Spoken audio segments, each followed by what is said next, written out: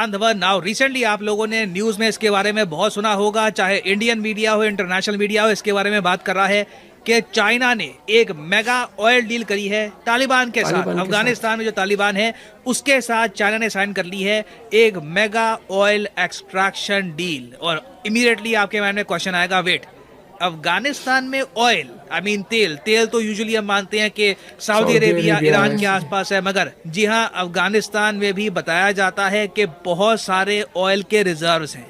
और चाइना यहाँ पर देखो करने की क्या कोशिश कर रहा है, चाइना लिटरली ऑयल की ड्रिलिंग करना चाहता है अफगानिस्तान में और ये ऑयल निकाल कर ले जाना चाहता है चाइना में। ना मुझको ऐड करना पड़ेगा कि ये पूरा प्रोसेस आसान होगा नहीं, क्योंकि चाइना को ना सिर्फ पहली बात तो ऑयल खोजना होगा, क्योंकि अभी तक तो देखो किसी को पता नहीं है कि अफगानिस्तान में कितना ऑयल है, कहां पर है। चाइना अभी के लिए जो ऑयल की एक्सप्लोरेशन करेगा वो इस इलाके में करेगा जो यहाँ पे आप मैप में देख पा रहे होगे, ये है अमू दरिया इलाका, अफगानिस्तान, तुर्कमेनिस्तान, उज्बेकिस्तान के आसपास के इलाकों का। यहाँ पर बताया जाता है कि ऑयल के रिजर्व्स मिले हैं, तुर्कमेनिस्तान में मिले हैं, अफगानिस्तान में हो सकते हैं। यूके के मीडिया ने 1 साल पहले ये रिपोर्ट किया था कि अफगानिस्तान में हो सकता है $3 ट्रिलियन के ऑयल रिजर्व्स हो, ये पॉसिबिलिटी है, इतना ऑयल यहाँ पर हो सकता है। और जो भी ऑयल अगर होगा तो अमू दरिया के आसपास ही होगा। तो चाइना की कंपनियां यहाँ पर ड्रिलिंग करेगी, तेल निकालेगी, उसके बाद एक पाइपलाइन बनाकर most probably Pakistan occupied Kashmir से, या फिर ये जो यहाँ पर कॉरिडोर है जिसको काफी बार कहा जाता है वखान कॉरिडोर, यहाँ से चाइना ये सब तेल निकाल कर खुद कंज्यूम करेगा। ऑब्वियसली चाइना को ये तेल बहुत सस्ता पड़ेगा। तालिबान के साथ चाइनीज कंपनी की डील ये हुई है कि जो भी प्रोडक्शन होगी, जो भी चाइना तेल निकालेगा, उसके प्राइस का जो 15% कट है ये तालिबान को मिल जाएगा। तालिबान को करना क्या है कि बेसिकली जो सिक्योरिटी है ये प्रोवाइड करनी है चाइनीज वर्कर्स को, चाइनीज कंपनी के लोगों को, ताकि ये पूरा प्रोजेक्ट स्मूथली चल पाए। और तालिबान के लिए वैसे ये डील बहुत ज्यादा स्पेशल है, क्योंकि जब से अफगानिस्तान में लोगों ने पावर कब्जाई है तब से आप अगर देखो तो तालिबान रजीम पर लगातार सैंक्शन ही लगे हैं, कोई बड़ी इन्वेस्टमेंट नहीं आई। चाइना ही पहला देश है जो एक मेगा इन्वेस्टमेंट लेकर सामने आया है। और आप कह सकते हैं कि यूएसए और यूरोप के जो सैंक्शंस हैं अफगानिस्तान पर, ये ऑलमोस्ट पुश कर रहे हैं तालिबान को चाइना की तरफ। क्योंकि आप सोच कर देखो तो अफगानिस्तान एक बड़ा देश है, आबादी के हिसाब से एक सिग्निफिकेंट देश है, 4 करोड़ की आबादी है, कम लोग नहीं होते 4 करोड़। इनके वेलफेयर के लिए, इनकी स्कीम्स के लिए, एजुकेशन के लिए कहीं ना कहीं से तालिबान को पैसा चाहिए होगा। ये तालिबान को पैसा कहीं से आ नहीं रहा, ना वर्ल्ड बैंक का, ना IMF का कोई लोन इनको मिलता नहीं है, किसी कंट्री से कुछ खास असिस्टेंस आ नहीं रही, एड आ नहीं रही। तो ये चाइना की डील आप कह लीजिए तालिबान के लिए बहुत ही इंपॉर्टेंट है, क्योंकि ना सिर्फ इस डील से चाइना के मिलियंस ऑफ डॉलर्स की इन्वेस्टमेंट होगी, बताया जा रहा है कि एटलीस्ट $150 मिलियन चाइना इन्वेस्ट करेगा अफगानिस्तान में हर साल। इसके अलावा पॉसिबिलिटी ये भी है कि 3000 अफगान नागरिकों को डायरेक्ट रोजगार भी मिले, क्योंकि सारे जो वर्कर्स हैं ये चाइना के नहीं आ पाएंगे यहाँ पर, कई अफगानिस्तान के वर्कर्स को भी इन्हें नौकरी पे लगाना होगा। अब यहाँ पर आप कहोगे तो इसका मतलब क्या ये है कि अफगानिस्तान की सरकार को चाइना ने रिकॉग्नाइज कर लिया है? तो इसका आंसर है नहीं। चाइना देखिए मैं कहूंगा बहुत श्रूड कंट्री है, बहुत चालाक कनिंग कंट्री है, जो भी एडजेक्टिव आप यूज करना चाहें आप यूज कर सकते हैं। मगर चाइना ने बहुत ही स्मार्टली नेगोशिएशन ऐसी करी है कि ये लोग तालिबान की सरकार को एक्सेप्ट नहीं करेंगे, क्योंकि इनका कुछ पता नहीं है। ठीक है, कल को अमेरिका में कोई बड़ा आतंकवादी हमला हो जाता है, अमेरिकन गवर्नमेंट उठ जाती है, वो कहते हैं कि तालिबान ने किया है, फिर से ही अटैक कर देते हैं तालिबान में। तो चाइना वो रिस्क उठा नहीं रहा, ये पहले ही दूर होकर चल रहे हैं तालिबान से, मगर साथ ही साथ ये ऑयल एक्सट्रैक्शन की डील साइन कर रहे हैं अफगानिस्तान के साथ। और ये चाइना का पहला अटेम्प्ट नहीं है अफगानिस्तान के रिसोर्सेज को एक्सप्लॉइट करने का। इससे पहले 2011-2012 के आसपास चाइना ने यह कोशिश करी कि अफगानिस्तान से ये लोग कॉपर, जी हाँ जो तांबा होता है, उसकी माइन यहाँ पर ये लगाएंगे, तांबे को निकालेंगे यहाँ पे अफगानिस्तान से और उसको बेचेंगे। इसके लिए इन्होंने एक फैक्ट्री लगाई, यहाँ पर 9 साल तक काम किया। इवेंचुअली प्रोजेक्ट बिल्कुल फेल हो गया, वर्कर ही बेसिकली काम पर नहीं आ रहे थे इस फैक्ट्री में। तो इन द पास्ट देखिए चाइना अपनी उंगलियां जला चुका है अफगानिस्तान में।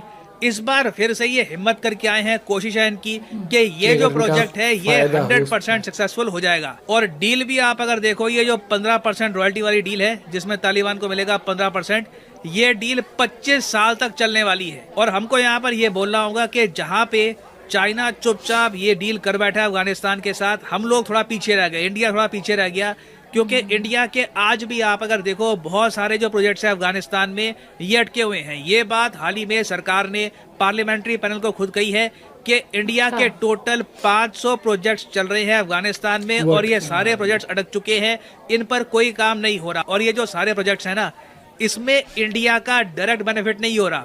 कई सड़कें हैं, कई स्कूल्स हैं, कई वाटर प्यूरिफिकेशन फैसिलिटी है, बेसिकली अफगानिस्तान के लोगों की भलाई के प्रोजेक्ट्स हैं। इंडिया ने अभी तक कोई कदम उठाया नहीं है अफगानिस्तान में जो आयरन है, कॉपर है, लिथियम है, इसको बाहर निकालने का। इवन यूरेनियम की जो माइंस है अफगानिस्तान में, उसको भी हमने छुआ नहीं है। और ऐसा नहीं है कि हमारे मन में ये बात आई नहीं कि अफगानिस्तान में इतनी सारी वेल्थ है, इसको हम निकाल सकते हैं, अफगानिस्तान के लोगों का भी फायदा होगा, हमारा भी फायदा होगा। 2011 में मुझे आज भी याद है, 2011 वो साल था जब बात उठी थी कि SAIL steel authority of India एक कंसोर्टियम बनाएगा। इंडिया में बहुत सारी जो एनर्जी कंपनीज हैं, जो माइनिंग की कंपनीज हैं, इनका एक ग्रुप बनाया जाएगा और ये सारे मिलकर अफगानिस्तान में माइनिंग करेंगे, रिसोर्सेज निकालेंगे।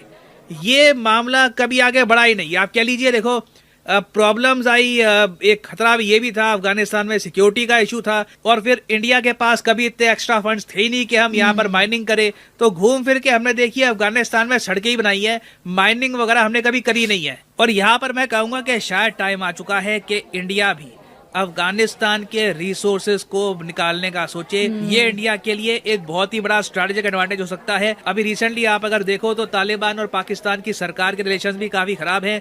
बीच में आपको पता होगा कुछ रिपोर्ट्स आई थी कि पाकिस्तान ने फिर से बॉम्बिंग कर दी अफगानिस्तान की।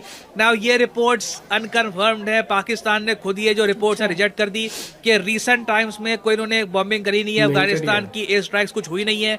तो इस टॉपिक पर मैंने वीडियो बनाई नहीं, क्योंकि मेरी कोशिश होती है कि अनलेस कोई वीडियो प्रूफ नहीं है, कोई डायरेक्ट एविडेंस नहीं है, तो यूजुअली मैं टॉपिक पर वीडियो बनाता नहीं हूँ। तो इवन दो पाकिस्तान ने कोई एयर स्ट्राइक्स करी नहीं है, बट वैसे भी आप अगर देखो पाकिस्तान गवर्नमेंट और तालिबान के रिलेशंस बहुत ज्यादा खराब हो रखे हैं। कोई बड़ी बात नहीं है कि भविष्य में पाकिस्तान एयर स्ट्राइक्स कंडक्ट करे भी अफगानिस्तान में। तो ऐसे टाइम में देखो तालिबान के साथ कहीं पर एंगेज करना परहैप्स इंडिया के लिए एक पोटेंशियली स्ट्रैटेजिक एडवांटेज हो सकता है। चाइना तो देखिए ओपनली कर रहा है, और चाइना यहाँ पर तालिबान को बिना रिकॉग्नाइज किए ये सब कर रहा है। परहैप्स ये इंडिया के लिए भी एक लेसन हो सकता है कि तालिबान के साथ कैसे डील करना है।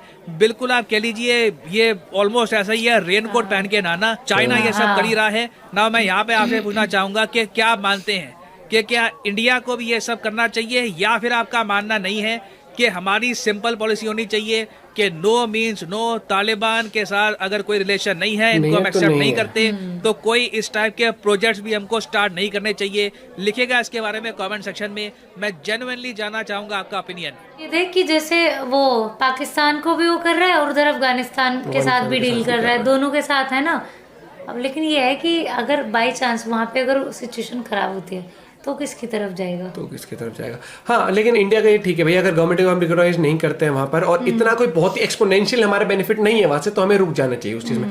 क्योंकि एंड ऑफ द डे वहाँ पर थोड़े एक ह्यूमैनिटेरियन ग्राउंड भी होता है, क्योंकि जो सरकार है उसको हम उस तरीके से रिकॉग्नाइज नहीं कर रहे ना, और प्लस सैंक्शंस लगे उस कंट्री के ऊपर उस तरीके से।